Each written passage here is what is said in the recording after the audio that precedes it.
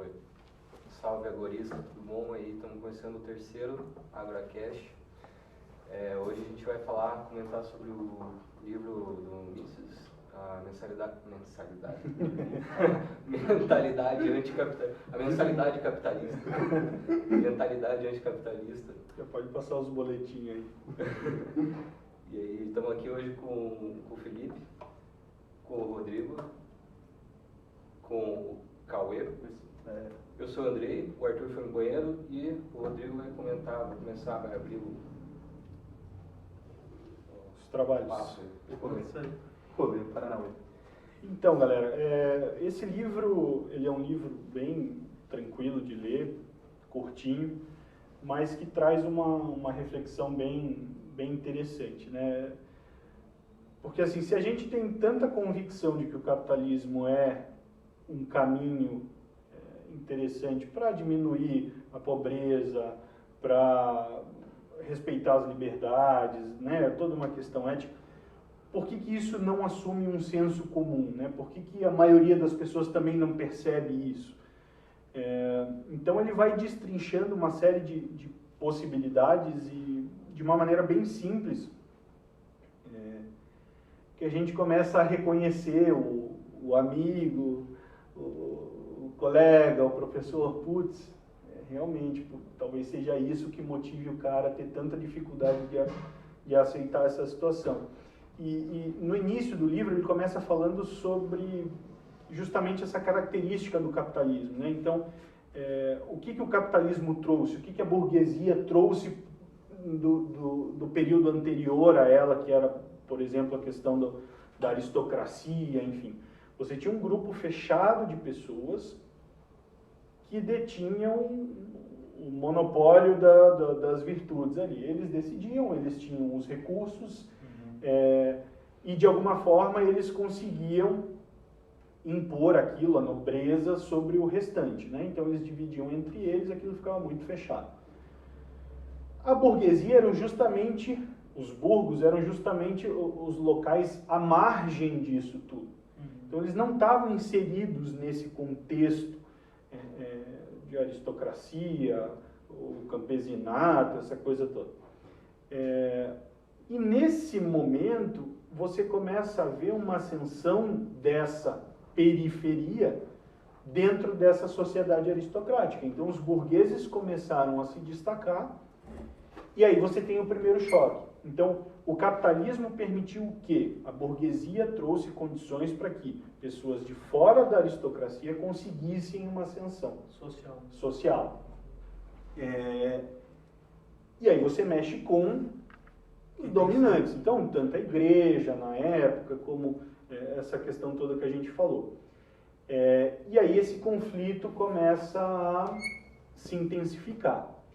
E basicamente o que ele destrincha em boa parte do livro é a questão do ressentimento.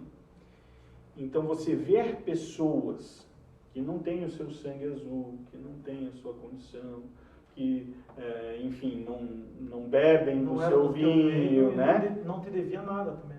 Não tem nenhuma relação específica com você. Eu vendo aqui, daqui a pouco eu vou para outro espaço, vendo para outras pessoas, volto aqui e tal. Começaram a ter destaque, isso começa a incomodar. E aí nesse lance do ressentimento, ele vai explorando essas facetas em vários segmentos da sociedade. Então, o primeiro ponto que ele coloca é o ressentimento dos intelectuais. Então, veja, quem eram os intelectuais, né? Eles eram aqueles referendados por essa aristocracia. Então, era o cara que pintava o quadro. Eles já faziam parte, né, dessa eles estavam inseridos, né? Não necessariamente que eles fossem provedores de um conteúdo interessante. Eles afagavam aquela turma ali com a sua intelectualidade. Então, quando você vê alguém ganhando mais que você sem a sua condição intelectual, porque o burguês não necessariamente é uma pessoa intelectualizada, né, com grande, provavelmente não sabia ler na época, que era uma coisa muito restrita, de repente essa pessoa está ganhando importância, essa pessoa está reunindo outro grupo de pessoas com outros interesses e a sua sociedade intelectual ali está ficando em descrédito, né? Então você vê que é uma posição que eles gostariam de... Os nobres vão perdendo aquela relevância que eles tinham, né? Exatamente. Então você tem todo um desgaste ali nesse processo, né? Então até a gente colocou algumas anotações aqui. Eles detestam o capitalismo porque conferiu a outro homem a posição que eles gostariam de ter. Então aquela relevância toda vai sumindo. Então esse é um ponto que ele coloca. Porque foi tão chocante para os intelectuais da época esse embate, né? Posso fazer uma? Claro. Uhum. Eu tenho a impressão que na época medieval, os burgos, né, se não me engano, eles surgem nos entrepostos de comércio, né? Então, as rotas comerciais entre as cidades, entre vamos dizer, os castelos, os feudos, nos cruzamentos dessas rotas é que surgiam essas primeiras aglomerações ali e que vai surgindo o burgo, né? Que é uma cidade autônoma que está meio que na fronteira de tudo, então não deve nada diretamente para ter um castelo, talvez para um rei mais distante, e não tem aquela questão do pacto feudal direto, né, com essas pessoas que nem se falou. E outra coisa interessante é que na época medieval tinha aquele seguro do camponês morto, não sei se você já ouviu falar disso, que quando se comprava uma terra de outro nobre, tinha um seguro que eles faziam para caso os camponeses morressem, você era indenizado, porque a terra vinha junto com a força de trabalho. Então, quando você vendia a terra, você vendia as pessoas junto, porque só a terra não valia nada. Por isso que eles tinham grandes lotes de terra, né? Mas valia com as pessoas dentro. E aquelas pessoas tinham uma aliança com o seu nobre, vamos dizer, mais direto, que faziam uma aliança com o nobre superior, que faziam aliança com o rei, que devia obediência ao Papa, porque era o Papa que dizia que Deus botou ele no comando.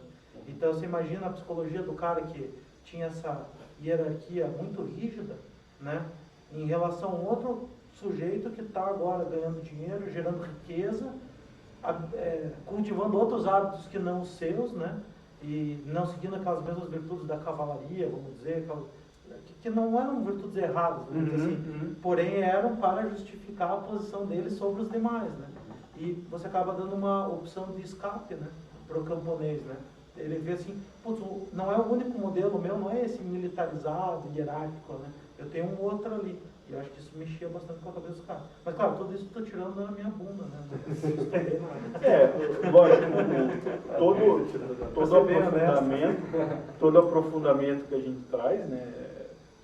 Mas é isso, era assim que funcionava.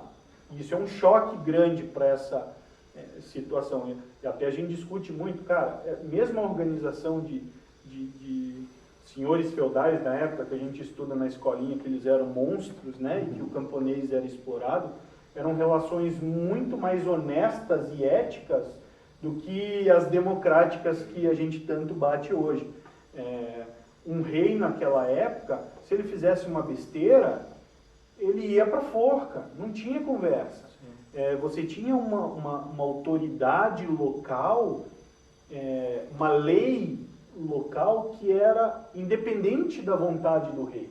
Isso foi piorando com o advento, ou com esse pseudo-progresso que a sociedade foi levantando, né?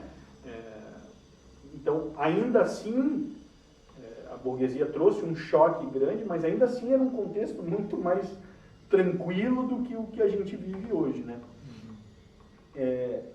E aí ele bate muito nesse capítulo do livro, nessa questão do ressentimento. Ele coloca um segundo ponto da questão dessa sociedade intelectual nos Estados Unidos. Os Estados Unidos enriqueceu muito nesse processo e você tinha grupos sociais de ricos, não grupos sociais de intelectuais. Isso era uma afronta bizarra aos grupos, o Le Monde e da vida e tal, que eles olhavam, cara, nós somos aqui o ápice da intelectualidade, a gente, né? E esses caras com muito mais dinheiro que a gente, se juntando, fazendo clubes de sociais sem a gente, porque a gente nunca aceitou eles e agora eles fizeram o seu próprio clube, para tirar para o alto, tomar cerveja, tipo texano mesmo, aqueles caipira, atirando para o alto, e nós, intelectuais granfinos aqui, não ganhamos o que eles ganham. Então esse ressentimento, eu vou o quê? Eu vou diminuir esse grupo. Não, olha, eles são grupos de analfabetos, de ignorantes, de exploradores, porque eles não pensam no próximo e tal, e aí isso vai se consolidando aos poucos, porque esses intelectuais ainda tinham um peso muito grande, sempre tiveram, tanto que toda hora a gente tem que ficar ouvindo falar argumento de autoridade, citando uma galera de insignificantes, assim, pessoas com ideias, o bonitão do nosso Paulo Freire aí, que a gente escuta tanto falar. Cara, tem textos dele que você não consegue ligar duas frases e achar sentido. Mas por que você não entende? Porque você é ignorante. Né? Até nas artes, depois ele fala isso. Né? Então, essa turma cria uma arte ininteligível para o pobre ou para o rico que não seja intelectual. Então, eu jogo um chapisco de tinta na parede e nós, aristocratas intelectuais, ficamos ali admirando, e você não vai entender nunca isso, porque você é ignorante. Exemplo prático disso são as leis. A advocacia hoje é uma coisa que você não entende e é uma coisa que você não pode ir contra. Se você não seguir os ritos que a advocacia, que a OAB, que o judiciário brasileiro coloca, você não consegue entrar, você não consegue nem começar a discussão.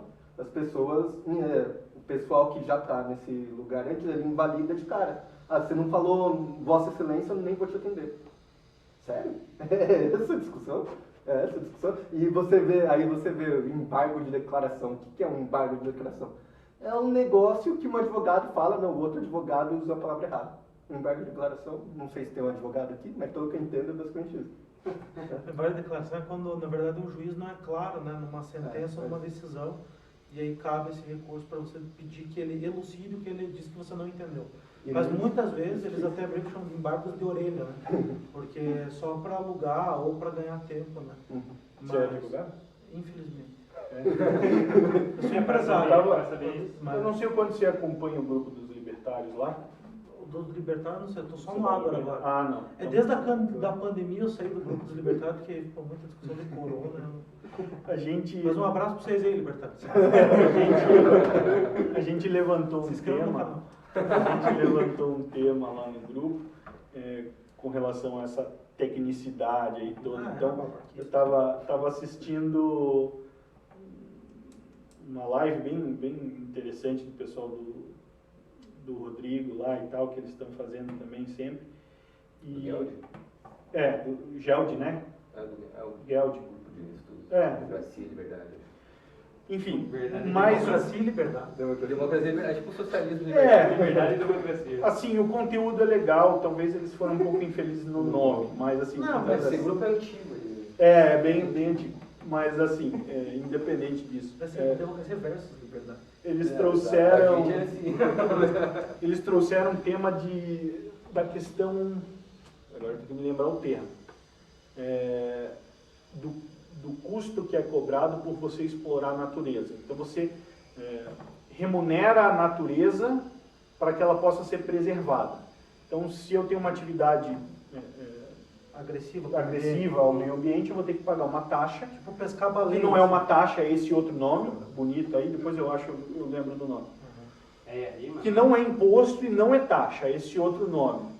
É um dinheiro que você paga obrigatoriamente. Você paga para o governo obrigatoriamente. Você tem um negócio chamado EIA-RIMA. Não, esse é o estudo de impacto ambiental, o relatório de impacto no meio ambiente. Esse específico eles estavam falando do recursos hídricos e tal. E daí a professora na situação estava explicando que não é imposto e não é taxa, porque é outro conceito. Dentro da produção você está remunerando a exploração da natureza. Pô, pera lá, remunerando quem? Não, o governo, que é ele que cobra a taxa. Não é taxa, é o nome lá. Bom, é um jeito bonito. Hã? Na taxa de Laudeme, isso aí? Não Não é lembro Laudeme. agora. Não é taxa. Não, é porque Não, tem tá. taxa. Não, taxa não é imposto. Eu vou pesquisar aqui. Eu sei que Contribuição. Vai Vai falar começar que eu com vou a contribuição. Moral da história. A gente estava levantando, eu levantei essa hipótese, olha, você dá um malabarismo gigantesco para não chamar imposto de imposto. Uhum. Porque você vai ter que pagar sem consentimento pro Estado. Por quê? Porque ele acha que tem que pagar. Ah, mas a gente não tem que proteger a natureza? Cara, essa é outra discussão. Como é que se... Contribuição, não é contribuição? Eu acho que ainda não é esse Não termo, é acho que contribuição. tem um outro termo. Eu vou achar, eu vou procurar. Enfim, Mas quem paga é o não, contribuinte, né? você paga para o Estado, isso é imposto, e você não tem opção de não pagar, por mais bonitinho que seja, não interessa. Você não tem O opção que de não protege, pagar? o que Motivo protege a natureza? É produtividade, é tecnologia, capacidade de produzir muito mais em muito menos espaço.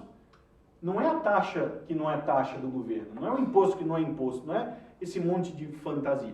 Enfim, a discussão correu, mas essa capacidade de mudar os termos para ficarem mais palatáveis, né? Então, não, olha, Não, taxa. isso não é imposto, não é taxa. E um advogado do grupo me contestou dizendo, não, mas não é mesmo. Eu falei, mas é mera formalidade. Não, não é. Ok. Não, então tá bom. Beleza, Ok, mas... dentro do Não é seu mera termo. formalidade, é só o que está escrito na lei. A lei é o quê, né? Negócio de falar assim, o Se eu tenho que ministro pagar do para o STF governo, não não para tem assim. opção. O ministro do STF.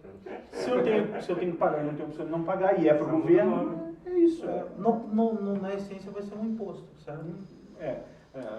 A gente pode É que falar eles da criam questão técnica. eufemismos para A trocar gente pode o falar da nome, questão mas- técnica, mas eu como libertário, se esse dinheiro sai obrigatoriamente do meu bolso para ir para o governo, É roubo. é roubo.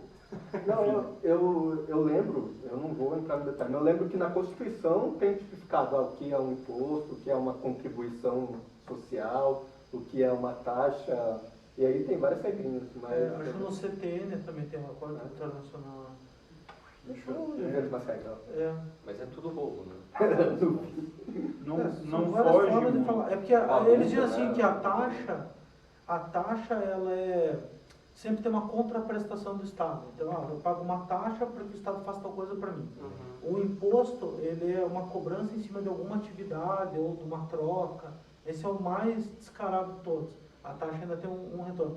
E a contribuição, ela vai ser, tipo, para ter uma destinação para uma terceira coisa, entende? Não é uma retribuição direta para você. Então, a taxa seria assim, eu pago, você carimba para mim. Isso é uma taxa. Eu pago para você carimbar, entendeu? E a contribuição eu pago e você vai empregar esse dinheiro numa terceira coisa. O termo que eles usam é preço público. Preço. Preço público. Essa é Então nova você pra tem mim. que Da meta-economia, né? você tem que remunerar uma remuneração pelo uso do bem público.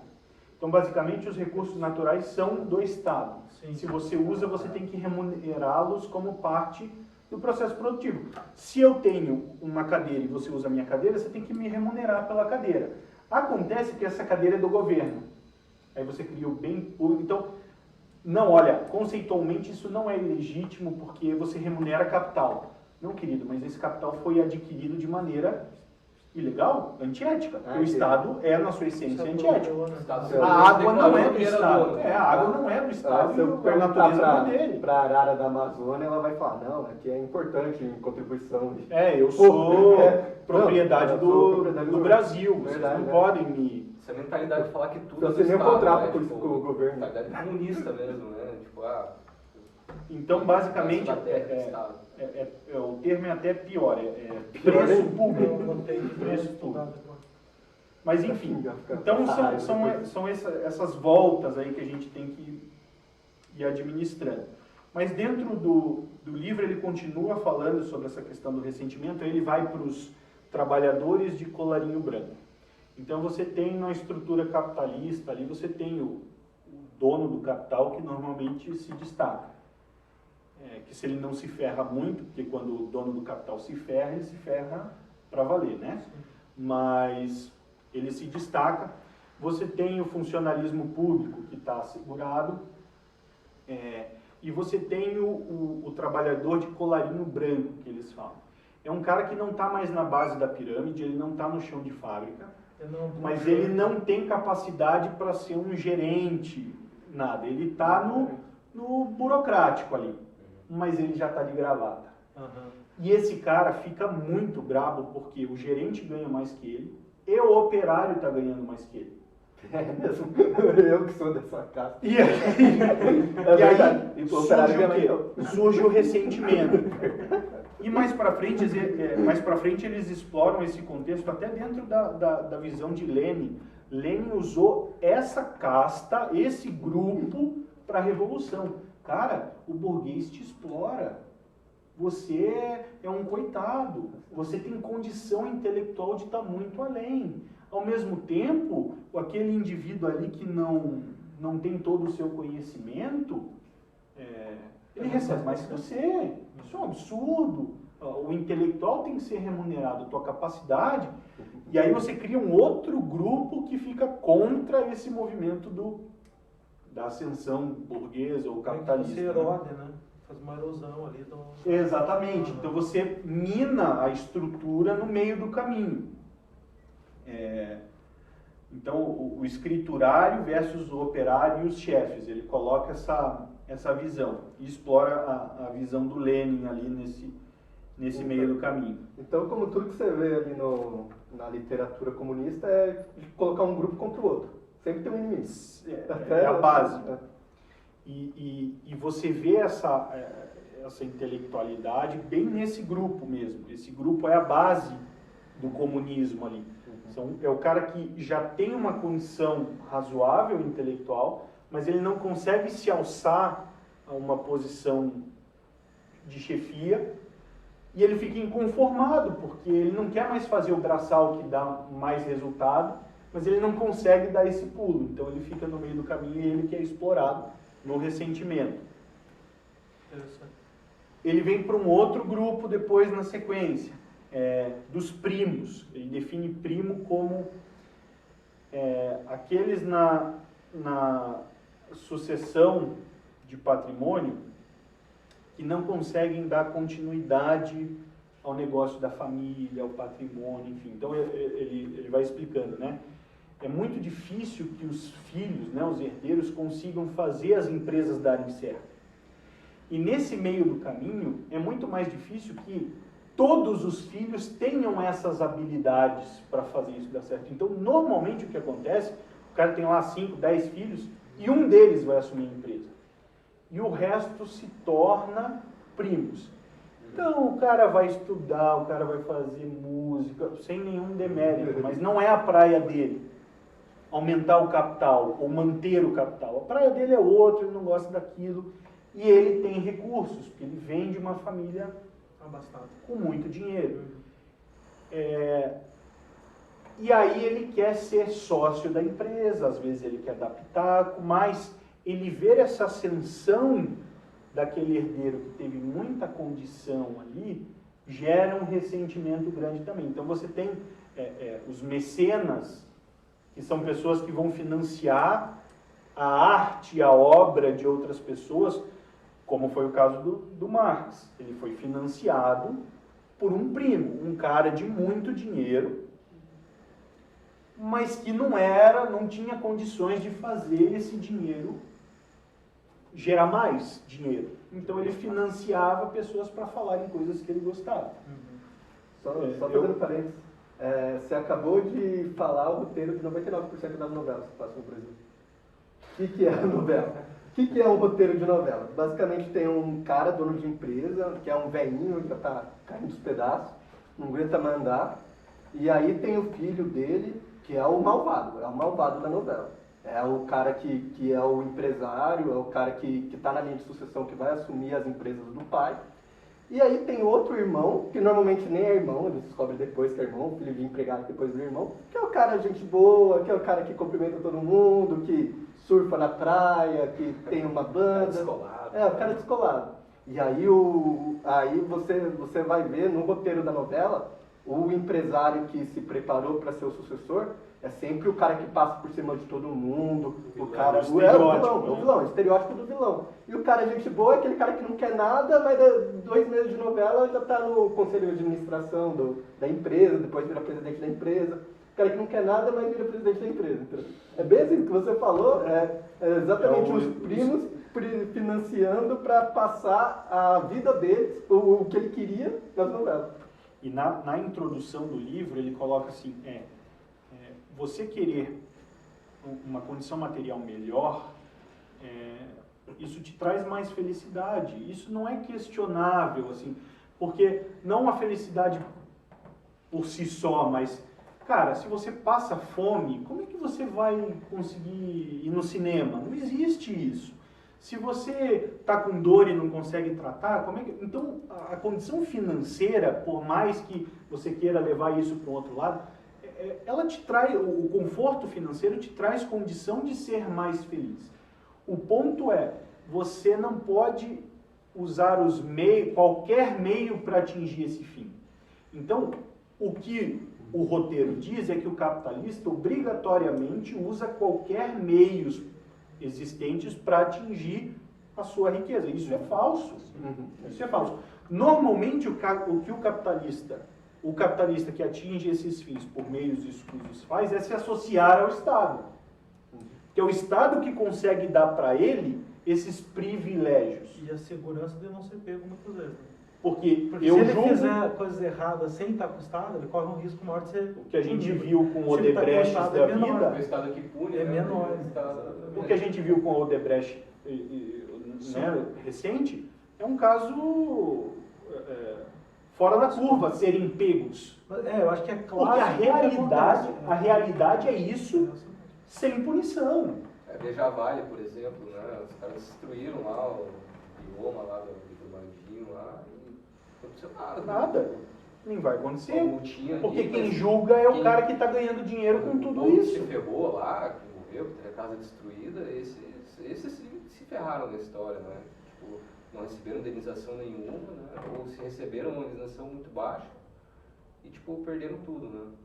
Enquanto os acionistas, os acionistas perderam, na época perderam, mas os empresários da Vale lá... O acionista sabendo jogar o jogo, ele não perde nada, né? Sim. Porque Mas ele joga daqui pra cá, joga de lá pra lá e ele não perde nada. E ele controla os riscos. Eu acho que uns 40% a ação da Vale, assim, num dia. Mas também a gente sabe que é um pouco de pânico, né? O pânico. Porque em ativos eles têm muito mais, né? Mas enfim. A economia real não reflete na bolsa, de certa forma. Então, bater diferente. Esse ponto que ele aborda no início é importante frisar, porque ele dá esse conceito de capitalismo, né? Porque não é o que a gente aprende na escolinha, com aquela imagem clássica do livro escolar, que o capitalismo é o cara sendo explorado na linha de produção, e coitadinho e tal, e o outro lá feliz. O socialismo ferrou com a nossa vida, né? Não passa aquele filme lá. Mas é o que fica na nossa cabeça, né? O capitalismo é o operário na linha de produção triste. Não existe outra coisa. É o operário na linha de produção feliz. Assim. Mais ou menos. Então, ele faz essa distinção bem forte no início que é interessante. Então, ele coloca que aí, nesse ponto dos primos, há uma injeção de dinheiro muito grande para financiar as ações contra o malvado da novela. O primo que está se destacando. O herdeiro que conseguiu fazer aquele negócio dar certo. Então, você tem muito dinheiro de origem capitalista que financia o anticapitalismo.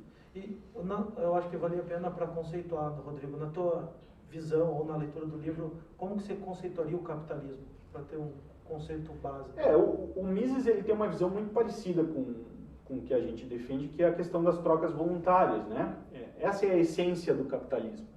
Então, você vai ter posse do seu corpo, aquilo que você adquire passa a ser seu, de maneira lícita passa a ser seu, e a sua força de trabalho faz gerar riqueza naquele processo. E aí você estabelece que você também quer outras coisas e nesse processo você vai trocar com quem pode.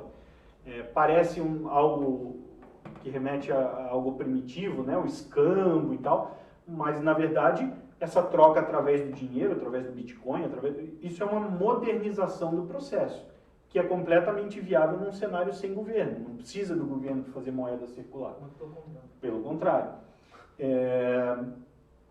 Então, a visão dele de capitalismo está muito centralizada na troca voluntária. Perfeito. Então, São trocas voluntárias que geram riqueza múltipla a partir da troca, né? exatamente. E os Porque dois gera lados têm valor. valor, né? Os dois Você lados tem têm valor. uma relação de ganha-ganha que eles chamam, né? Porque também é outro problema. Quando você diz, bota a posição do capitalista e do operário, você tem um ganhando e outro perdendo. Não, cara. Não é o famoso soma zero. A economia não funciona assim. Todos podem ganhar. Primeiro porque é valor subjetivo. Primeira discussão que tu tem, as pessoas dão um valor diferente de acordo com... Um copo de água pode significar Já o uma clássico, variedade de possibilidades. clássico da aula 1 de economia de todo mundo, é do copo de água. No O valor- deserto ou Exatamente, o valor é totalmente subjetivo. na frente de um rio, enfim. E aí você explora esse conceito aí de capitalismo e vai subvertendo isso, né? Então você cria uma relação de exploração que pode existir, mas não é necessária ou imprescindível. Você coloca a famosa desigualdade como foco de atenção. Cara, desigualdade não é um problema. Ter alguém 10, 100, 1000 vezes mais rico que eu não é um problema. O problema é pessoas sem ter comida, pessoas sem ter condição de saúde, pessoas sem conseguir uma escola ou o próprio lazer. Isso é que tem que ser atacado. Prosperar, né? Até mesmo prosperar, porque às vezes a pessoa até quer crescer na vida, sabe que ela precisa trabalhar, se abdicar de alguns prazeres para crescer na vida, só que aquela carga, aquela burocracia faz com que ela só consiga que ela produza para sobreviver. Tipo, mais do que aquilo ali, ela já não consegue, porque ela daí teria que parar de descansar. Então o nosso foco está lá embaixo, não está lá em cima. Quando o foco vai lá para o cara lá de cima é o ressentimento. Então, quando você vê o Freixo dizendo que tem que taxar as grandes fortunas e fica botando a cara do velho da van, do Silvio Santos, do não sei o que nos posts dele, pô, ele não enxerga que ele é um milionário perto de 90% da população? Que o saláriozinho de deputado dele é uma fortuna? 99 é pouco, hein? Meu amigo. Tá no topo do topo. Mas não, eu tenho que taxar quem está acima de mim. Então, se eu ganho 10 mil, rico é o que ganha 20. Se eu ganho 20, rico é o que ganha 30. Se eu ganho 30, rico é o que ganha 100. Nunca sou eu o rico. Sim. Eles nunca dizem assim, pessoal, vamos dividir o nosso dinheiro. Não, não existe. Vamos dividir o dinheiro do que é mais rico que a gente. Eles nunca se colocam dentro da classe Não, burguesa não. que eles atacam, né? Eu vou sempre para cima. Seria o mínimo ele dizer assim, olha, nós que ganhamos mais do que 99% da população, temos que fazer sacrifícios. E os que ganham muito mais também. Mas não, ele nem a coragem de se incluir eles têm. O Freixo, a Manuel Dávila, o Lula, o Dilma, por que eles não dividem o dinheiro deles, né? Eles querem dividir o dinheiro dos outros. Já ia ajudar bastante, né, pô? Se ele se sente feliz em Não, fazer as se pessoas sente- serem iguais, Não, você por tem que que eles não- tirar dos outros. né? Que é você vendo inveja, né? Do ressentimento. Mas o... Esqueci. Desculpa, cortei o teu. Não, eu sou velho, esqueci. Viu? Não é a droga, hein? Não é a droga, é a idade. É a idade, A idade é foda, né? 25 anos. Aí você tem um último ponto nesse primeiro capítulo que ele coloca do comunismo da Broadway de Hollywood.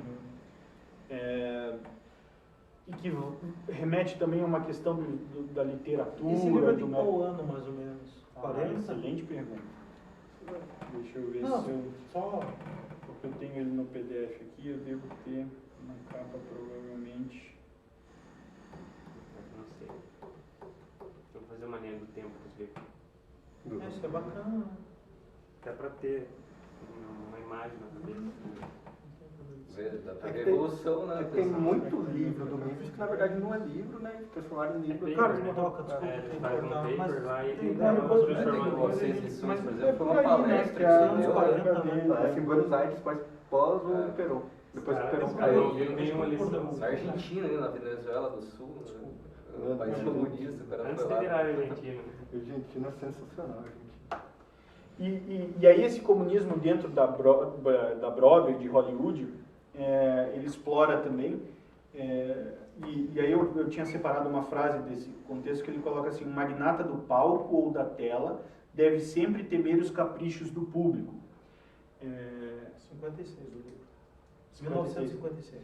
Então, assim, o que é esse capricho do público? Esse capricho do público, ele não necessariamente reconhece a intelectualidade por si só como algo positivo. Então o cara vai fazer uma puta obra reflexiva, tal, e o outro que fica um dando tapa na cara do outro é o que vai fazer sucesso. E isso para eles é terrível, né? Então e a gente vê muito isso dentro da academia, né? Então professores universitários, o professor universitário é um cara que se dedica à instrução a vida inteira, muitas vezes. Mas basicamente ele não conhece o mundo real, ele nunca saiu de dentro da academia. Ele é um pesquisador, ele fez mestrado, ele fez doutorado, ele leu 500 mil livros e o Zé da esquina, que não sabe falar problema, só fala cardaço, montou uma mega de uma padaria vendendo o seu pãozinho que ele aprendeu a fazer de qualquer jeito lá e ganha mais dinheiro do que o cara. É verdade. Isso é uma mega fonte de ressentimento, né? Até porque eles se sentem ameaçados, né? Eles começam a perder relevância, eles começam a se sentir ameaçados. Se todo esse meu estudo não é reconhecido e também não consegue gerar riqueza, eu vivo do quê? Exato. Então eu preciso obrigar o povo a me reconhecer. Isso vem de uma ilusão de que a instrução te faz crescer na vida. Isso é errado, é burrice. Se você acreditar que, na verdade, assim, quanto menos você estudar no Brasil, mais você ganha. Hoje. Porque um pedreiro, um mestre de obra, ganha mais de 10 mil por mês. Um bom pedreiro ganha mais de 10 mil por mês fácil. E normalmente, quanto mais instruído, menos você se sujeita Você precisa saber fazer aquilo bem ao feito. trabalho pesado. Sim, e acaba ficando fora, né? Você fica de fora. Então você tem esse contexto e daí você vem com essas leis absurdas de incentivo à cultura. Não é incentivo à cultura pensando no povo, é incentivo à cultura da classe artística. Para a classe artística sobreviver da sua obsolescência intelectual. Então o cara vai fazer um monólogo foda que você vai, nossa, e o povo não vai assistir, o povo vai assistir Vingadores, cara. O povo vai assistir Vingadores. E aí você tem que direcionar verba para esse cara intelectual que está ali, largado às traças. Isso não é importante? E até depois na literatura ele coloca, literaturas subversivas e que atacam estigmas, não sei o quê, nem sempre vira best-seller. Isso é um problema. Isso é um problema. Por exemplo, assim, o Chico Buarque vai fazer uma música lá cheia de firula, aí o que o povo vai ouvir funk. E aí, assim, É verdade. isso, a gente analisando, isso pode ser um problema, realmente, mas você coagir a população a agir diferente é um problema pior. Então, você acha que as pessoas deveriam dançar funk ou ler um livro? Eu, na minha humilde opinião, acho que eles deveriam mais ler livros do que dançar funks. Agora, daí a eu obrigar as pessoas a lerem livros ao invés de dançar funk é completamente diferente. E é o que o governo faz. Ou não obrigar a ler, mas obrigar a pagar dinheiro para financiar o cara. Tirar o dinheiro Exatamente. dessas pessoas para falar assim, você não vai consumir isso que você está consumindo, você consumir o que eu quero que você consuma. E aí a subversão vai a tal Às vezes, ponto... o que eles dão eles dão a opção de você consumir, porque eles não gostam de teoria, assim, a liberdade, estão na caruda, né? Então o que eles fazem? Não, você pode assistir, só que agora tem um imposto disso aqui para sustentar isso daqui também. Então você acaba que, para qualquer lado que você for, você tem que carregar eles. Vai ter que carregar eles nas Tem costas. que manter o intelectualzinho ali, né? Senão, Sim. pô, Que é de interesse, né, do Estado que manter os intelectuais sem questionar. manter os intelectuais, né? Os os intelectuais estão do lado deles, né? Isso, não, que só é considerado um intelectual aquele que não justifica o fala, Estado. aquele que não questiona o Estado. Sim. Porque uma vez que você questionou o Estado, você tem uma maior máfia ali, a maior organização criminosa agindo para que você vá pro lixo, você vai pro limbo. Se eles precisarem, eles vão criar uma história e vão fazer aquilo ali que até a pessoa acredite que seja verdade. Só cria uma narrativa, usar a mídia, eles controlam a mídia para criar uma narrativa contra você. Um exemplo prático, que pelo menos eu vejo, foi quando começou a pandemia, estourou o negócio de live. Estourou o negócio de live, o que foi basicamente? Live sertanejo com patrocínio de empresa de cerveja. O que fizeram? Proibiram o patrocínio de cerveja. Não, beleza, pô, ter esse zilhão de live de sertanejo, pô, pode ser discutido se é desejável ou não. Mas daí você já tem dinheiro de lei de incentivo à cultura, fizeram programas específicos do governo da pandemia para financiar a cultura. Problema da secretária da Cultura da Regina Duarte, a classe artística estava toda contra ela, porque ela não estava dando dinheiro para esse pessoal que já não tem dinheiro para se manter, depende do dinheiro do governo. Beleza, além de tudo isso, ele tira o patrocínio que é o que está dando certo, é o que estava levando o entretenimento para a maioria do povo, tanto que essas lives estavam dando milhões de acessos. É bom, não é? Isso é outra discussão. Ele cortou uma forma de cultura do povo, não diretamente, mas baseado, não, propaganda de cerveja aqui, não pode.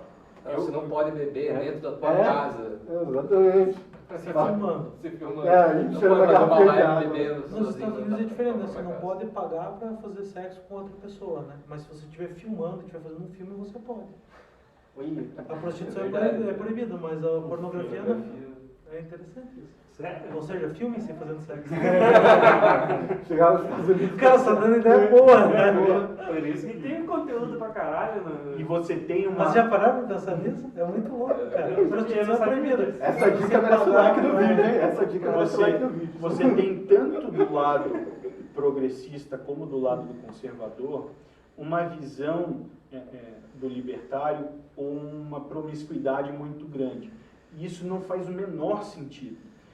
O fato de você defender o direito das pessoas de agirem não significa que você faria o mesmo ou que você incentivaria as pessoas a fazerem aquilo.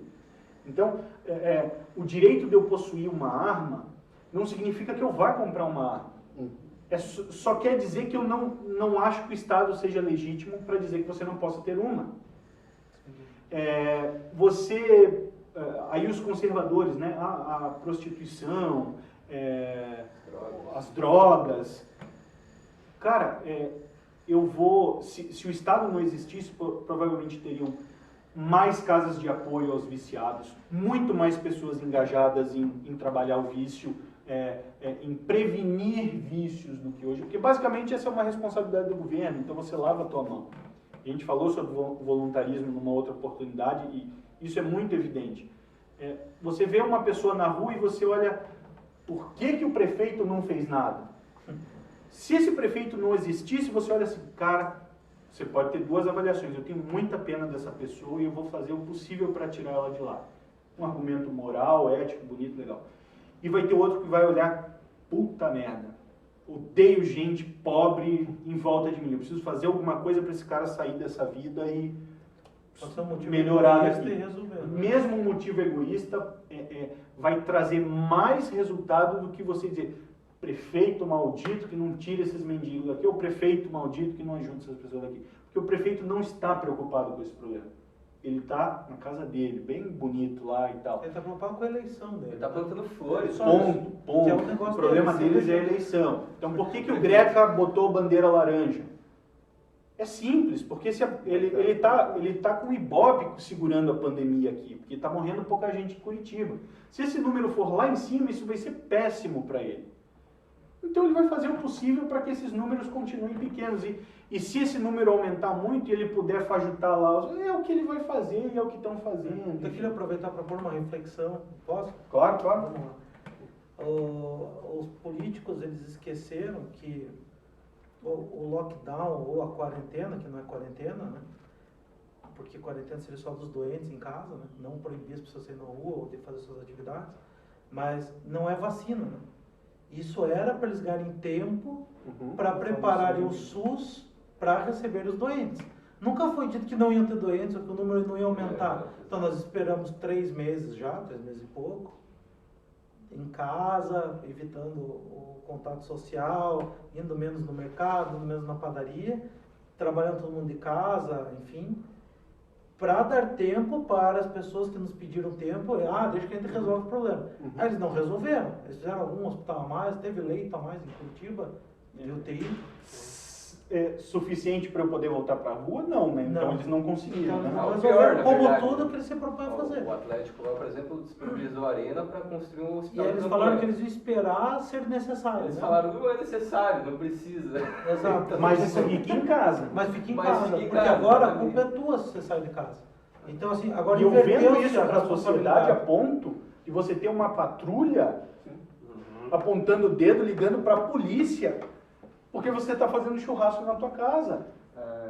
Cara, isso é bizarro. Isso é Então, muito como o bizarro. lockdown e a quarentena não é vacina, esperava-se que eles tiveram um tempo de 3 meses. Não prepararam nada em Curitiba, até onde eu sei. Né? E agora, quando as pessoas voltarem, e vão voltar, vai ter um número maior de casos, porque é uma maldita Natural, uma doença ninguém que se esperava expande de diferente. forma quase que uma PG, né? É o que está acontecendo exatamente nesse momento. Mas eu tive esse mesmo raciocínio pensando, todo mundo falava, em achatar a curva, achatar a curva. Gente, achatar a curva não vai sumir. A gente só está empurrando para frente. É só pensar, A o que área quer é dizer taxar a curva. A área é O que mesmo. quer dizer taxar Em cima de todo esse abaixar a argumento, a única vida salva, a princípio, é a daquele cidadão que precisaria de um respirador e não conseguiria ter um respirador porque se lotaram as UTIs e dos que precisam de respirador, ele conseguiria se salvar. Então é uma fração da fração da fração das pessoas que pegariam. É um número muito pequeno. Agora, a É um pobreza número muito deve pequeno. matar mais gente, né? Ou não? Então, emprego, daí logo, mas é exatamente isso. O achatar aumenta a curva, violência. simplesmente todo mundo vai continuar pegando. E quem tiver que morrer, vai morrer. Liberar. Só vai demorar mais. Não Só vai vi- demorar não, mais. né? Que loucura, né? Não, porque os presos vão pegar o corona, então. Eu tenho uma visão diferente. Eu acho que tinha que mandar os doentes e cuspir lá nos presos. Mas tudo bem, só viu? Dá like, galera. Libertário faz amor. Pronto, lá vamos nós perder nosso canal. E daí no final deitar eles e passar com o tanque em cima, né? Morrer. Bom, aí ele fala da questão de Hollywood, ele vai para a questão da filosofia do homem comum. Né? Então, por que as massas, mesmo vendo, porque a gente falou muito dessa aristocracia, né? Desses poderosos que foram perdendo poder com a burguesia, por que o homem comum não consegue absorver isso de maneira geral? Né? Então ele coloca que o capitalismo é visto muitas vezes como eu coloquei a frase aqui: a coisa mais impressionante com relação à mudança proporcionada pelo capitalismo é o fato de ele ter sido realizado por um pequeno número de autores e por uma quantidade pouco maior de homens de Estado que assimilaram os ensinamentos desses autores. Então isso não veio das massas. Isso não foi um consenso, isso veio de poucos, e esses poucos conseguiram transformar isso em algo muito grande. Então você depois trazer esses conceitos de volta é um processo difícil. E aí ele complementa, todos os partidos de esquerda consideram o aperfeiçoamento material progressivo como um processo automático. Avanço tecnológico, eles não entendem que o avanço tecnológico depende de um acúmulo de capital. E que as posses dos ricos não são a causa da pobreza de ninguém. Então você tem assim, progressista. É um fluxo natural tudo que aconteceu. A Revolução Industrial, Revolução Tecnológica, a Revolução da Informação. Isso o mundo ia viver, independente do que vocês pensem. Isso está errado. O mundo só viveu isso por conta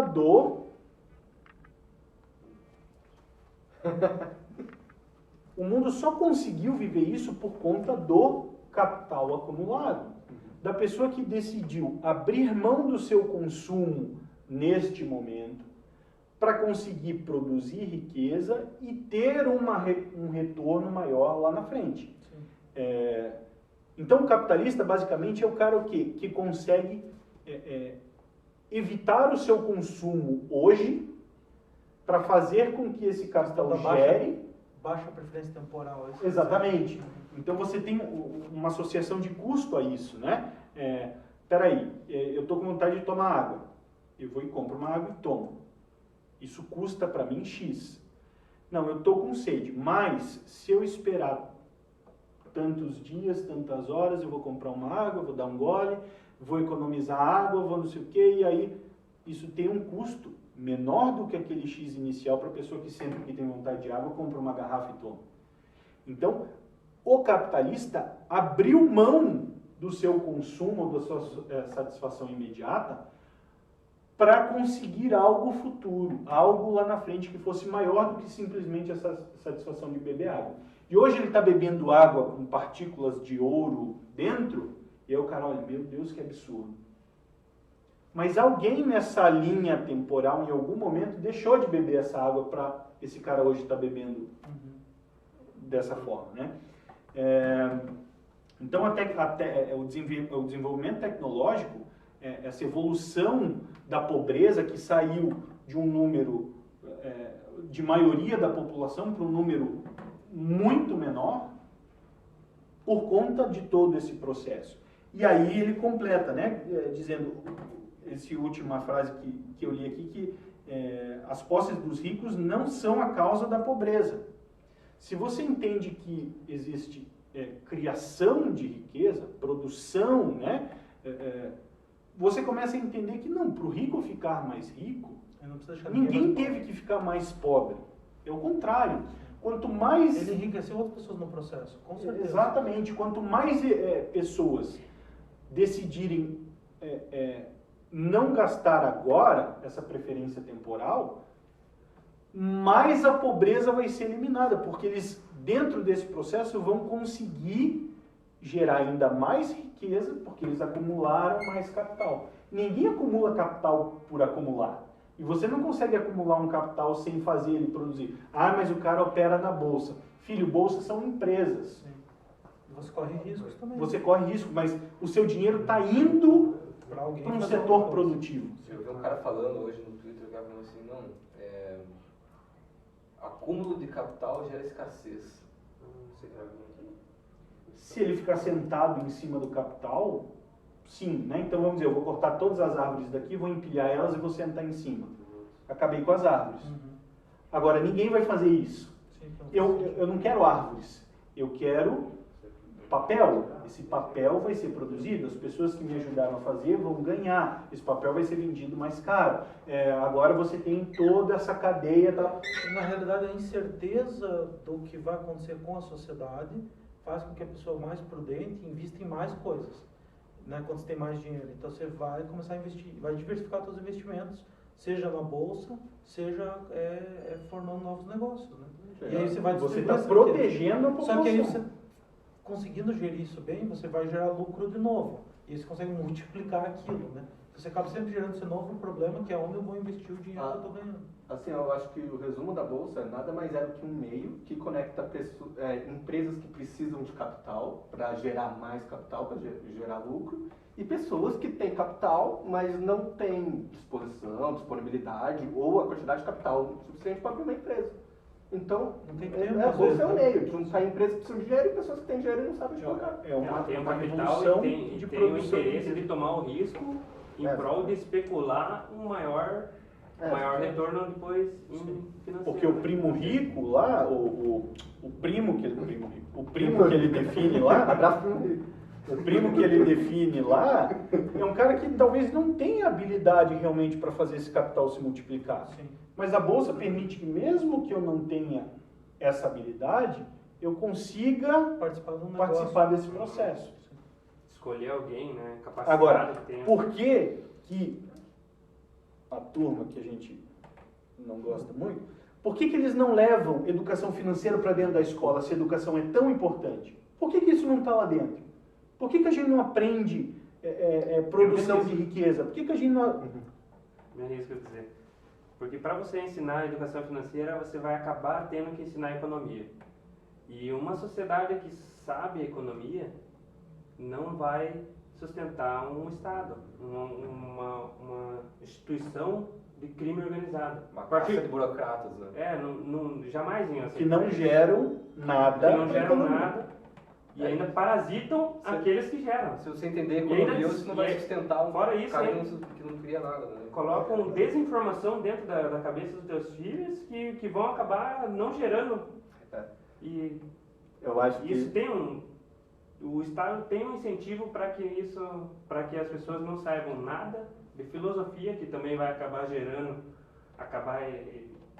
questionando a economia também, e educação financeira, que vai também chegar na economia. Então, quanto mais afastada a população estiver da economia, melhor. eu acho que se ensinar educação financeira, vão ensinar a investir no Tesouro Direto. Então estamos fodidos. Investir no governo. Né? Sim. Vamos investir no governo, que é o mais seguro, é o mais rentável, é o mais não sei o que, menos Eu risco. falo há uns 10 anos, Por uns um 10 Brasil- anos que eu jamais compraria Tesouro Direto. E meus amigos todos riam de mim, né? Porque, e riem ainda, talvez. Porque eu dizia, cara, eu vou comprar título do governo do Brasil, que já deu vários calotes na história. A Argentina já deu vários calotes, né? Os países aqui próximos já deram vários calotes de título público. Pô, você vai botar o dinheiro na mão dos caras, achando que eles vão te pagar daqui a 20 anos com esse juros que eles estão te dizendo. Boa sorte. Eu não acredito. Que um Eu grupinho nunca pode se votei no juntar Tesouro e Direto. mudar a Constituição, cara. Tem gente que Claro, acredita está na na mão de- Constituição Está na como mão uma de pedra, menos assim, de nossa. 600 pessoas, né? Eu- Com menos de 600 eles mudam, né? Porque eles precisam de uns, o quê? Uns 80 senadores? Não, uns 50 senadores? São 80 Para ter 2/3?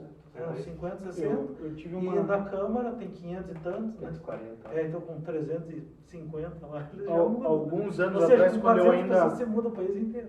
Quando eu ainda tinha contato com o meu professor Dá um de... calote, né? Até chamada auditoria. Aí não precisa nem da Constituição, os caras fazem via, sei lá, o governo mais Central. esquerdista e os caras dão calote. É, fala, agora não vale mais. E Muda a tem- nota agora. Tinha um quarto Nota de imposto. Dá o Não, papel aí que eu vou vai. escrever que não vale mais. Só vale nota de R$1 agora. É, que não tá mais em circulação. Não, Nota, mas né? Nem a no- moedinha. Nos anos 80, final dos anos 80 e início dos anos 90, teve várias políticas públicas que falavam, você tem que trocar notas, Sim. moedas, você tem que trocar porque daqui a um ano não vale. Por quê? Para tirar o dinheiro que estava guardado e voltar para o governo, para eles conseguirem segurar esse dinheiro e parar o ciclo de inflação. Você muda o carimbo do papel e para fazer o povo se coçar. Mas eu tive uma discussão com um professor meu de história da época do ensino médio, que eu mantive contato por muito tempo, e ele falou, é a primeira vez que eu vejo alguém questionar a Constituição.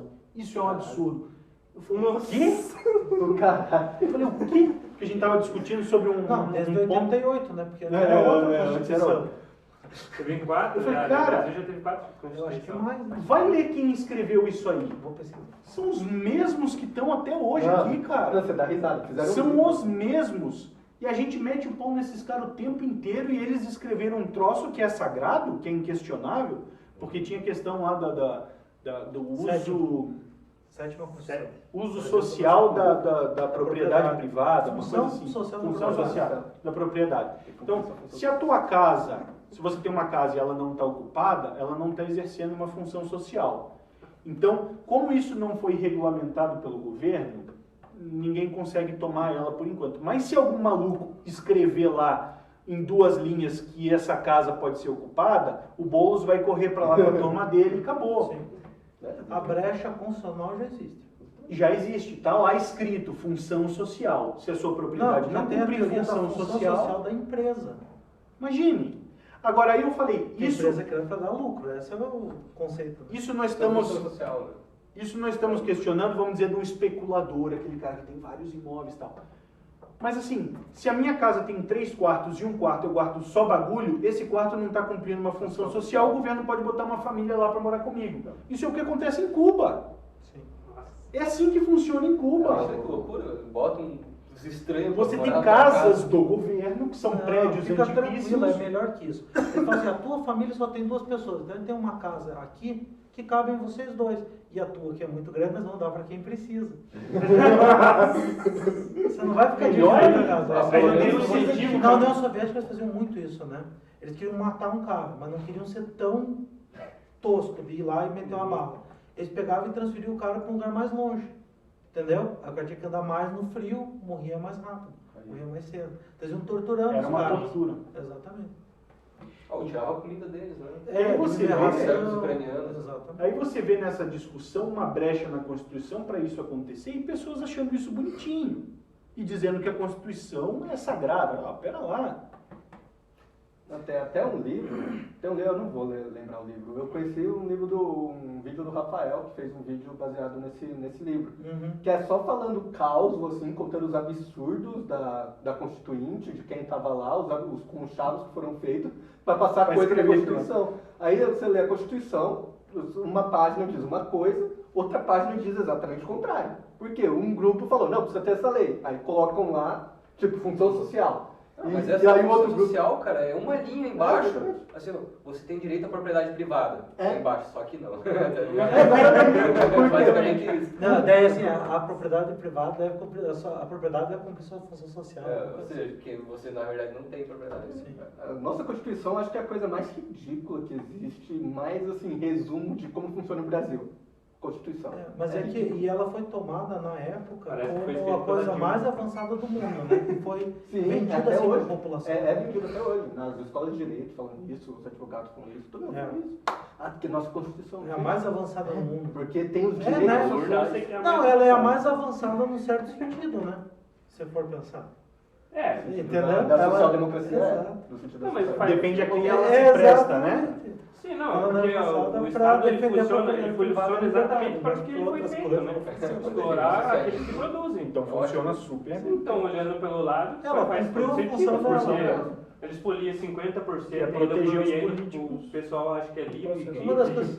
fica feliz e lambe bota. E eu ia falar o seguinte, né? O capitalismo, na verdade, ele é sempre tido como um substantivo abstrato, né? Quando ele é atacado, né? E, na verdade, esses ressentimentos que a gente falou aí, tanto da aristocracia quanto da cultura, eles são ressentimentos sobre o que se destacou pelo capitalismo, mas eles querem o capitalismo, como a riqueza que o capitalismo proporciona.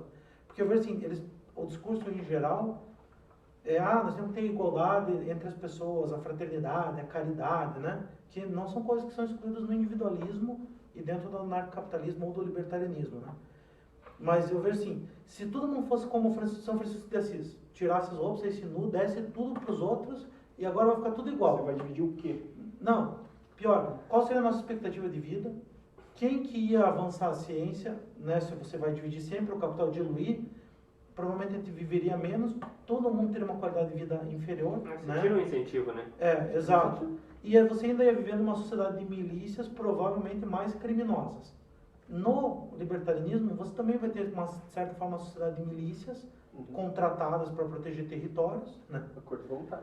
E de acordo com a tua vontade e tal. Então, os dois extremos, vamos dizer, né, o anarquismo socialista e o anarquismo capitalista, eles acabam sendo sociedades de milícia, mas a gente protege a propriedade privada, a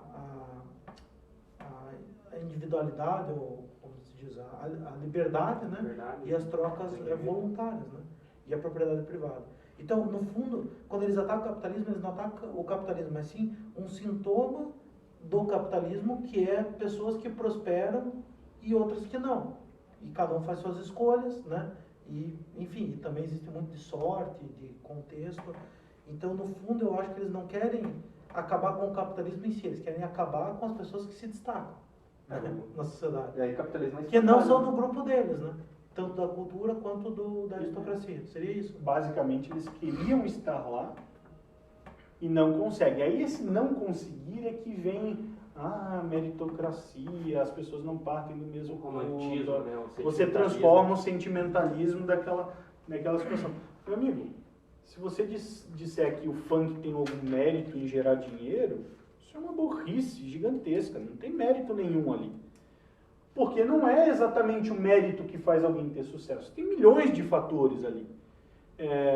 Então, quando a gente fala em meritocracia, isso nem é um termo válido, isso nem deve ser levado em conta, porque às vezes uma burrice te gera uma consequência legal. Agora, basicamente, você vai ter mais chances de prosperar numa sociedade capitalista se você conseguir ajudar o maior número de pessoas possível.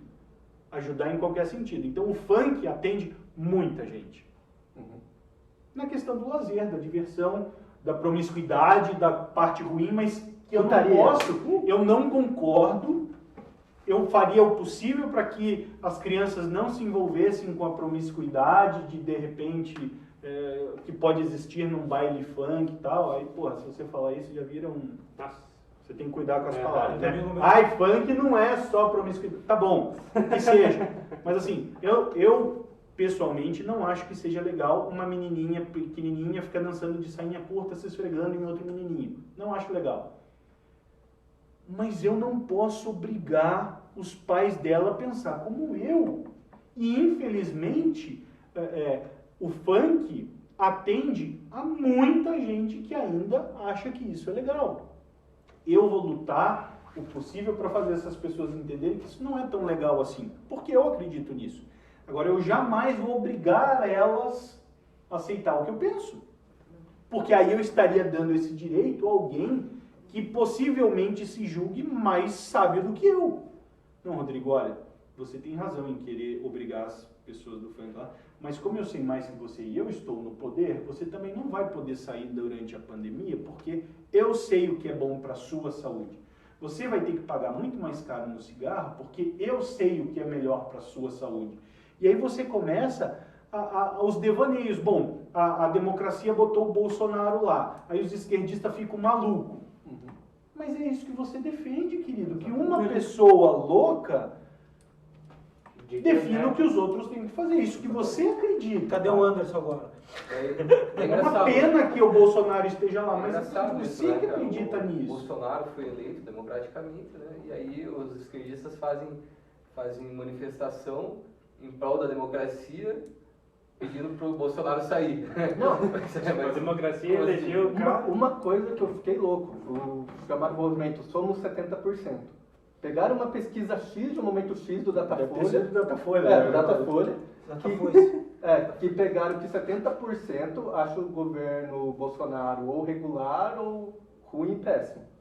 Porra, a Dilma 6 meses depois de ser eleita, 90% achava regular ou ruim e péssimo. Eu lembro exatamente disso.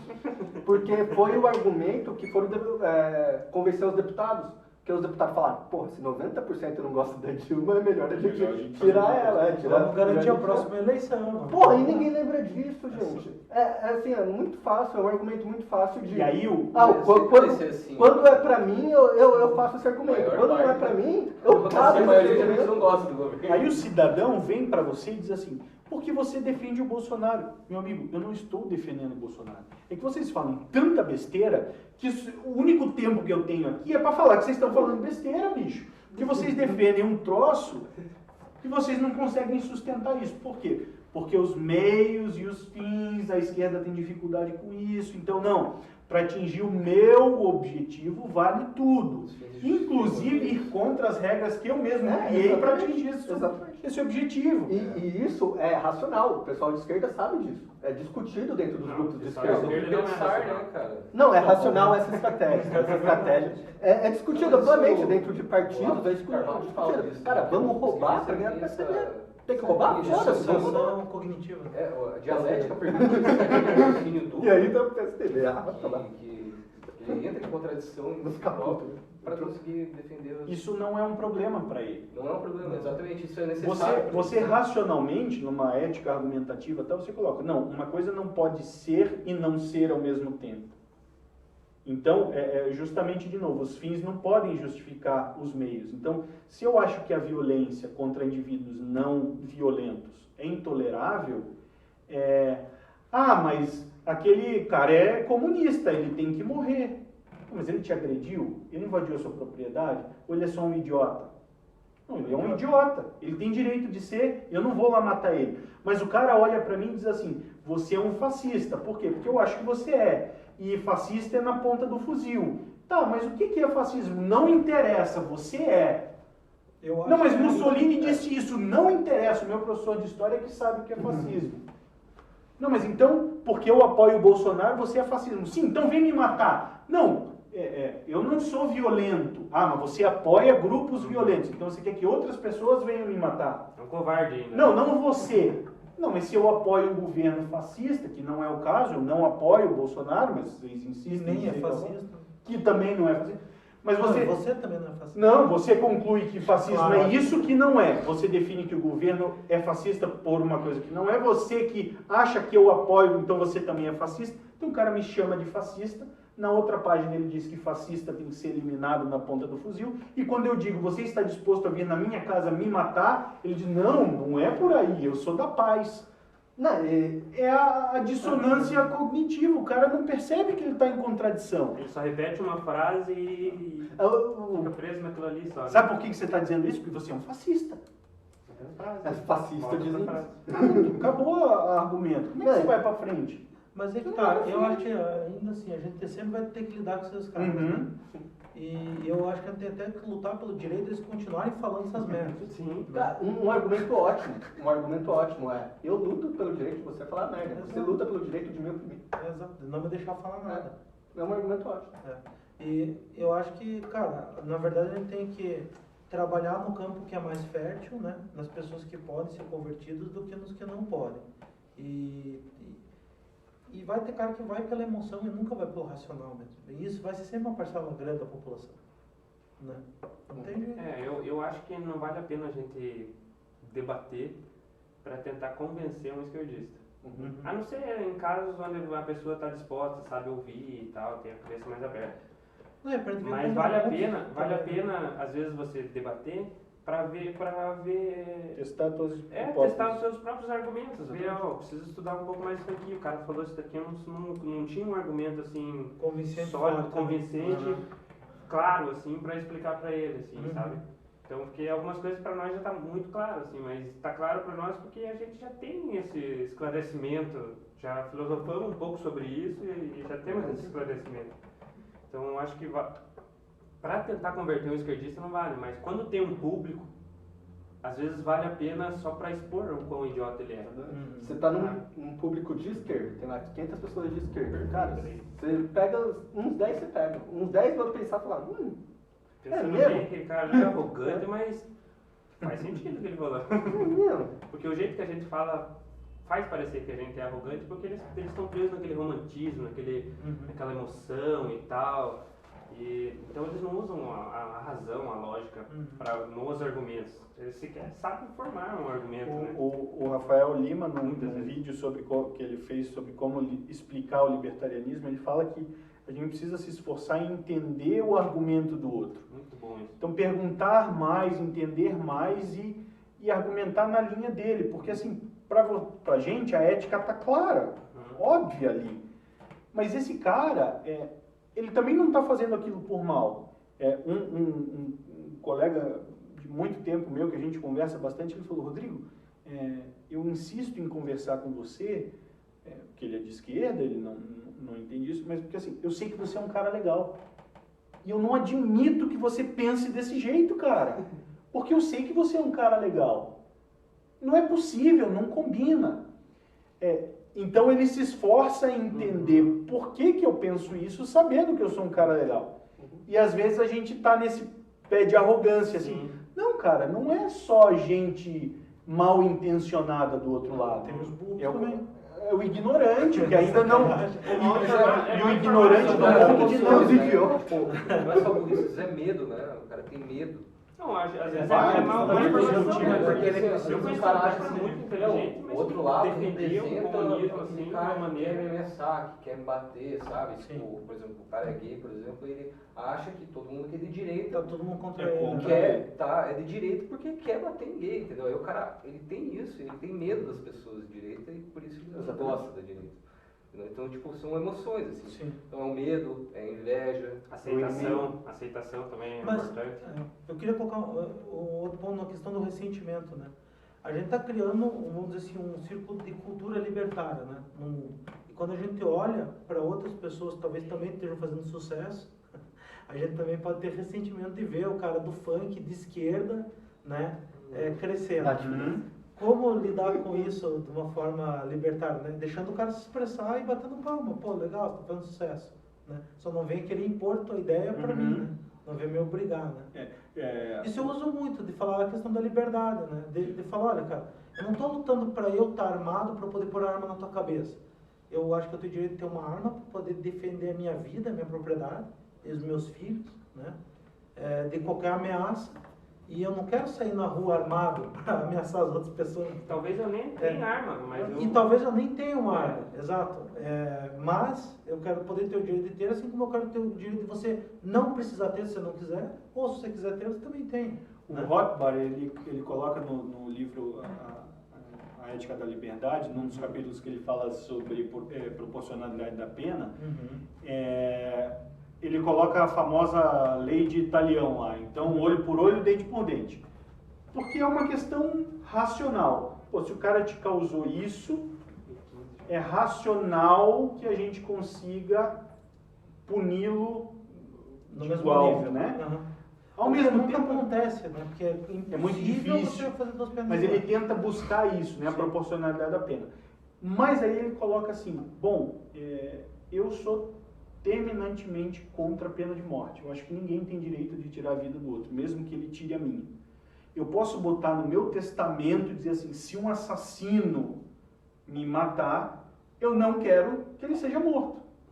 Você pode fazer isso hoje? A lei é estatal. Não, você pode fazer isso. Agora, se você Ninguém vai considerar o advogado. Isso Na verdade, pode ser considerado? Não, e na verdade você não é dono do teu corpo depois que você morre, é do Estado. Então pronto. Nossa, essa Mas eu eu vou. sabia Mas porque pensa, se você, tem que quando você nominar. morre, você precisa da liberação de Eu sei. órgãos governamentais para transportar E teu tem que corpo. pagar ainda. Sim. Numa sociedade de leis privadas, Tem uma retribuição do Estado. num-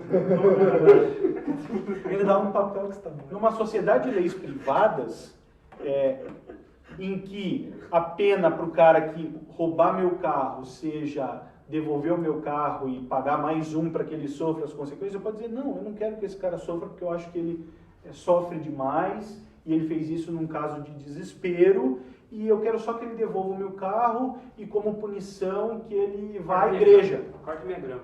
Ele vai à igreja, que ele faça um serviço para mim aqui. E se ele não topar, aí ele que pague outro carro. Mas até isso, a benevolência, a humildade, Iluminação. você permite. Você permite. O grande pepino que eu vejo do libertarianismo na prática, né? Eu sou cético que eu acredito que o Estado vai cair e eu acho que o negócio vai para uma coisa pior, vai para o Mad Max, entendeu? Mas eu acho se fosse para o libertarianismo seria uma boa saída, né? Uma sociedade libertária. Mas eu vejo que o grande problema é justamente a jurisdição, que é um território onde você consiga aplicar uma mesma lei por Mas eu não posso acordo das porque você é um pessoas. advogado. Exato. Eu estou tentando me Eu não posso ressocializar, te culpar porque você é um advogado, então, Não, por então, muitos anos aí. com a cabeça sendo lavada, né? Mas assim, eu acho tão difícil que vá ser na prática, porque se um cara, por mais que ele não aceite nenhum tribunal privado e barbarize na sociedade, né? Tipo, pavor e tal, as pessoas, por estarem civilizadas e achando que ele deveria estar de acordo com algum tribunal comum, entende? No final vai fazer o quê? Vai expulsar o cara fisicamente do lugar? E se ele já tiver conseguido uma propriedade ali dentro? Então a sociedade vai ter em conta os próprios princípios, Aí ele fica entende? preso na propriedade dele. Pois é, mas daí você vai matar o cara, você vai estar condenando ele à morte de uma forma, entende? Tipo, a gente vai chegar em conflitos éticos que, se todo mundo tiver no mesmo nível de civilidade, não vai ter como resolver aquele cara. O que a gente muito... E aí é um pepino, entende? Porque você vai ter um incentivo pro barbarismo, né? Não sei se faz sentido. Muito que o que a gente Qual que é a discute solução? é que o libertarianismo está muito mais preocupado em dizer o que não é ético em se fazer do que o que se deve fazer. Uhum. Então, Sim, o se o Estado... dever ser, de certa forma, é uma a imposição. todos os demais. Né? Então, o Estado, ele não pode ser, porque ele deriva de uma premissa não ética. Perfeito. O que será depois, a única preocupação do libertário é que não seja antiético. Então, como isso vai se organizar, pode ser que seja pior. Pois é. Nenhum libertário vai te garantir que isso seja melhor. mas isso não parte de uma premissa antiética. Por quê? Porque a liberdade das pessoas faz com que elas escutem funk, que é pior do que Música MPB, música clássica. MPB, não sei. Tô jogando aqui pra não criar tanto problema. MPB, Mas pelo assim, amor de Deus. É bizarro isso. Não, então você define uma sociedade pior? Não, porque eu acredito que vai ser melhor. Eu acredito que vai ser melhor. Mas, se for pior, ainda assim ela não parte de uma premissa antiética. Inválida. Então, meio estranho esse argumento, mas mas é mais ou menos por aí. Se eu sei que isso é errado, eu não posso fazer. Mas sabe que isso é um calcanhar de Aquiles nosso na argumentação, né? Quer dizer assim, hoje o Estado faz errado e eu não sei como nós vamos resolver depois. Né? Que bonito essa sua argumentação. Exato. Você não propõe nada. Lindo. Isso é uma coisa que a gente tem que cuidar na hora do convencimento dos demais, né? Para não só jogar essa cartada, porque ela se vira contra a gente depois. Bom você ir, se cair nessa, você ir Não, vamos, mas eu quero iniciar. Eu acho que vale sempre também uma análise de caso real, assim, tipo, vamos propor, vamos imaginar como seria. Pô, tem um cara barbarizando aqui. O que eu imagino... Imagina na época dos romanos, né? Os caras tinham uma civilização, tinham um direito, tinham um Estado governando os caras, aí vinham os bárbaros, né? Os caras com outros costumes, outra língua, ficam apavorando, né? Não queriam nem saber. E os caras tinham que lidar com isso, lidavam na base da força. De repente, essa é a saída. Falar, mano, nessa área aqui, não. Se você não entende, o meu pensamento normal, hoje, que é o anarcocapitalismo, assim, tipo, se o cara matou alguém, como é que ele vai argumentar num tribunal que outras pessoas não possam matar ele, se ele já considerou que a vida dos outros não vale nada, como é que ele vai argumentar que a vida dele vale alguma coisa? A mesma coisa vai pro roubo. O justnaturalismo, né, o direito natural, ele parte dessas premissas. Bom, se você acha que matar o outro pode, você está abrindo mão da sua vida em prol do outro te matar também, porque a ética tem que ser equitativa. Você não pode... Universal, né? Universal. Você não pode uma para mim e outra para você. Não, tem que ser o mesmo peso para todo mundo. Se eu roubei o cara, porra, como é que eu vou argumentar depois? Você não pode tirar o que eu roubei dele ou perder alguma coisa. Pô, a minha propriedade. Não, mas eu roubei porque eu não tinha, porque eu era pobre. Foda, não vai. Não vai. Não rola, né? Mas é isso, é difícil a argumentação. Você tem muito, tá sobrando, peguei pra mim. É difícil porque é o que o Arthur falou. Se eu sei que isso é errado, mas pra gente é eu não posso partir daqui. A privada é tua. Como vai ser? Sim. Cara, o mundo já provou que as soluções criativas que surgem em casos de necessidade são inúmeras. Não se imaginava ir ao espaço há pouco tempo atrás. Não se imaginava você conseguir falar online aqui, fazer uma transferência de pagamento, ou o próprio Bitcoin. Isso era inimaginável há pouco tempo atrás, pouco tempo historicamente. Né? Um cantor que não ganha dinheiro vendendo CD, nossa, como assim não ganha dinheiro vendendo CD? Hoje em dia, da música de graça. Você vê essas soluções surgindo. Então, como vai ser uma sociedade libertária? Bom, a criatividade vai se encarregar, né? Os grandes capitalistas criativos vão se encarregar de criar soluções. Agora, eu não posso partir de uma premissa sabidamente equivocada. Vamos discutir a premissa e, de repente, se você me provar que a apropriação original não é o caminho e que o Estado tem legitimidade, aí é outra questão. Agora, eu não posso partir de uma... mas é pelo bem dos outros. Não, mas é errado. Nessa conversa com um colega, eu falei, cara, há pouco tempo atrás, quando as leis de abolição surgiram, né, o movimento abolicionista surgiu, o dono do engenho lá, para ser bem local aqui, ele dizia assim, mas meu filho, eu dependo disso. A sociedade brasileira depende. Vai quebrar todo mundo, a gente vai passar fome. Não sou só eu que sou o dono do engenho. É o cara que carrega, o coitadinho aqui do pobre, do não sei o quê, da nossa sociedade vai ruir. E o que o abolicionista dizia? Não interessa, se vira, mas fazer outra pessoa de escravo é errado. Mas e como vai ser? Não interessa? Você não pode fazer isso. Eu não sei. A resposta eu não sei. Não importa, se vira. Não sabiam, né?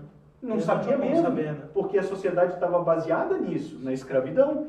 Então o argumento utilitarista de que a sociedade iria ruir e que o melhor para todos, inclusive para os escravos, porque se a sociedade ruísse, eles iam morrer também, sei lá, em última análise, não importa.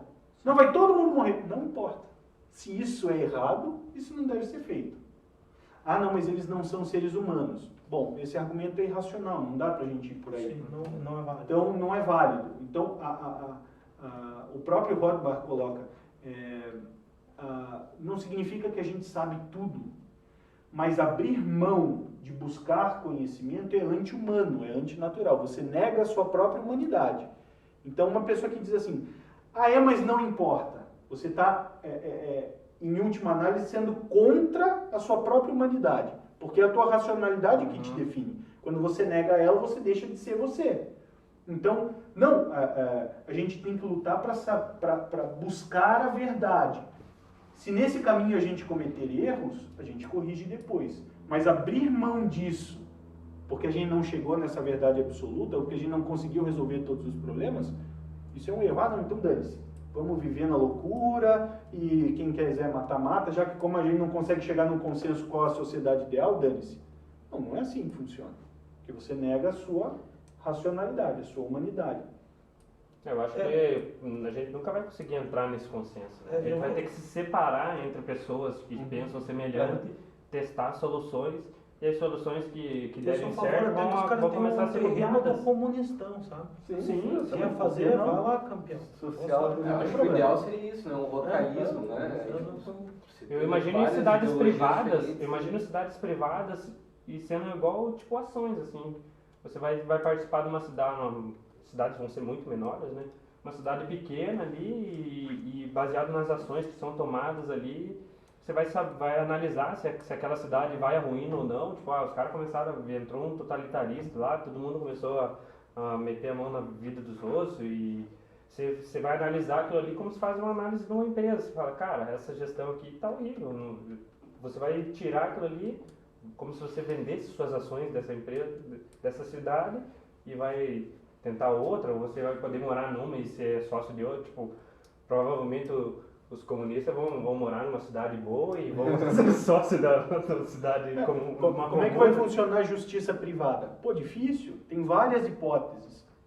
E aí, muitas vezes, vão ser apontadas as falhas dessas hipóteses.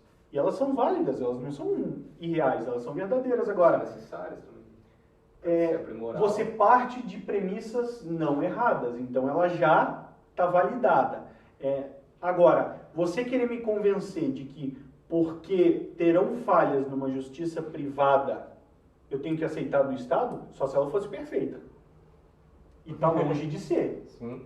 Ela parte de uma premissa errada e ela causa mais injustiça do que justiça. Aí você vem dizer que a minha hipótese de justiça privada, porque em um caso eu não consegui te dar a resposta, ela não presta? Calma lá. Sim.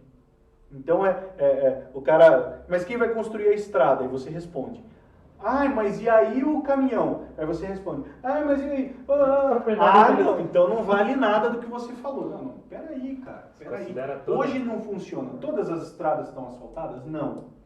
Numa sociedade libertária... Na verdade, é a teoria do fruto envenenado ao contrário. Você volta no processo, você invalida porque a ponta da folha... Não é a árvore envenenada, né? A folha envenenada, você volta. A árvore. Então, não, cara, não é porque... A folha nem está envenenada, só está um pouquinho mais amarela. É só cortar a parte amarela, não dá nada. Então, se uma sociedade privada não vai conseguir oferecer benesses para 100% da população... Isso realmente é um problema que a gente vai no decorrer do tempo pensar em solucionar. Agora, isso invalidar só porque tem um probleminha lá, então a gente devia viver numa sociedade... Então vamos invalidar 100%. O Estado porque tem vários probleminhas aqui, ou você não está conseguindo ver. Mais evidentes, né?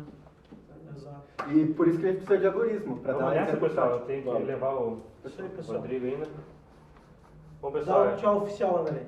Fechou, cara. Na próxima a gente faz uma pauta para não viajar tanto. Não, mas acho que isso o livro ainda não acabou, mas tudo bem. Mas a ideia é a gente trocar uma ideia aí. A ideia é viajar mesmo e deixar o negócio fluir. Isso aí, pá. Se alguém viu até agora aí, manda um salve aí. Valeu. Dá um dislike lá. Dá um dislike e nós sabemos que você gostou.